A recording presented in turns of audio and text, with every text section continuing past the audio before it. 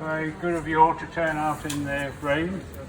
I'm here partly as Treasurer of Voices for Europe, but partly because I'm very afraid that the UK, or perhaps England, seems to be deteriorating as a country, as a moral guardian, the way we used to pride ourselves of being. And we've also got ourselves, I think, in a terrible fix about Brexit, because I can't see any way forward in which most of the country is going to be satisfied. We know we're split.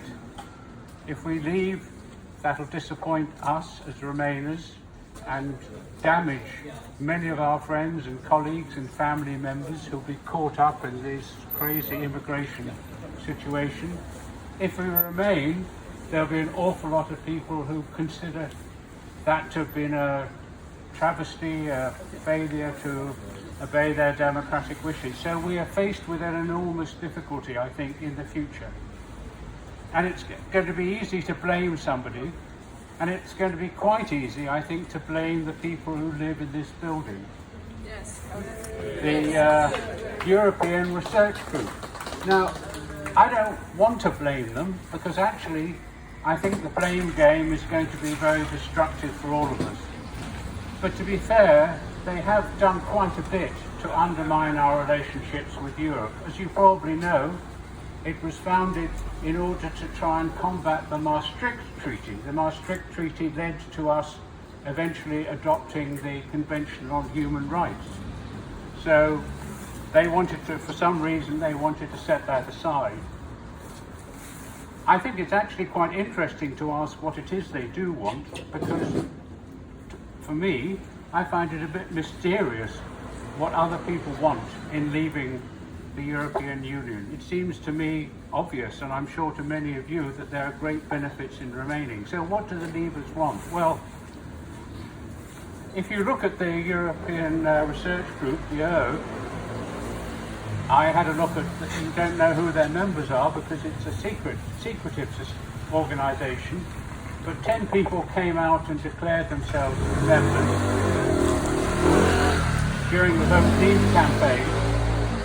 Of those 10, 50% went to private schools and 40% went to Oxbridge. So obviously the ERG are very privileged people, and is that somehow related to leave? Well, maybe some people are speculating against the Crown, I just don't know. But maybe it's something else. Now, what people who go to public schools in Oxbridge are encouraged to do is to believe that we should be selective about who gets the best education, and we should feel, if we are selected, we're superior.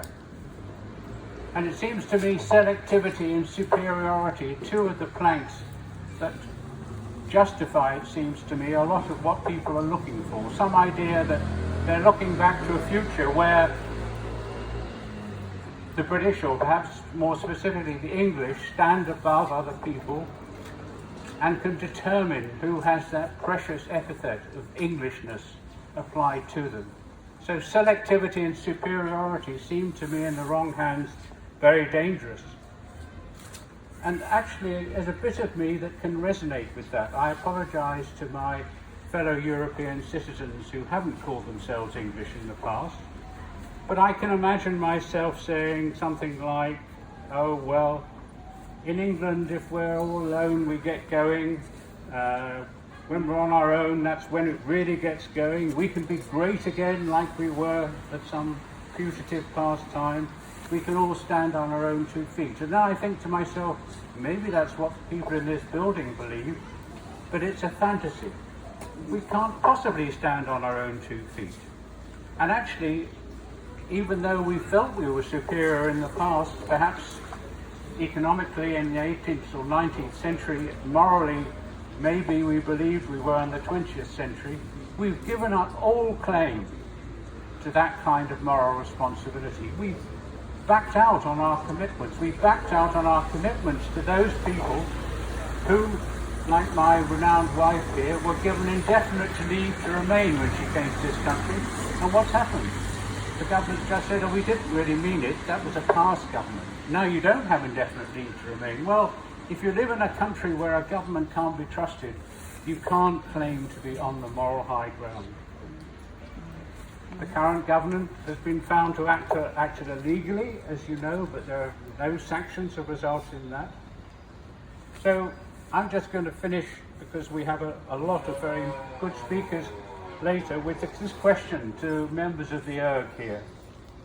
In your hankering for the past, gentlemen and ladies, do you not also aspire to return to the probity and trustworthiness of former governments?